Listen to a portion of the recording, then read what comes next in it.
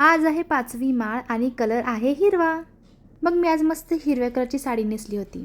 आज संध्याकाळी जॉबवरून येताना मार्केटमध्ये जाऊन आम्ही थोडी शॉपिंग केली, कारण आज आम्हाला देवींची ओटी भरायची होती. सासूबाईंचा 9 दिवसाचा उपवास असतो. मग काही यूट्यूबवरती रेसिपी काढून चला म्हणलं उपवासाची रेसिपी करूयात. इथे मी सासूबाईंसाठी बनवला होता उपवासाचा पराठा आणि उपवासाची बटाट्याची भजी.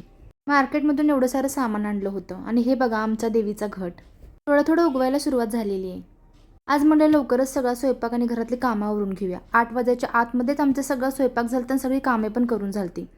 त्यानंतर मस्त आम्ही दोघे तयार होऊन ओटीला जे जे सामान लागते ते घेतलं आणि ओटी भरायला चाललो देवीची. दरवर्षी आम्ही दोघी पण देवींच्या ओटी भरतो. त्यानंतर पहिल्या घरातल्या देवीची नणंदबाईंनी ओटी भरून घेतली. त्यानंतर आम्ही चाललो सार्वजनिक देवी आहेत आमच्या इथे त्यांची ओटी भरायला. नवरात्रीचे 9 दिवस आले की तेवढंच बघा मस्त आणि आनंदमय जातात. ती मंदिरातून देवीची ओटी भरली आणि आम्हाला आरती करायला पण सापडली. देवीची आरती करून घरी आलो. त्यानंतर लगेच घरातल्या देवीची आरती करून घेतली. चला म्हटलं संध्याकाळी आज आपण गरबा खेळायला जाऊया. चाललो आम्ही पटापटा गरबा खेळायला.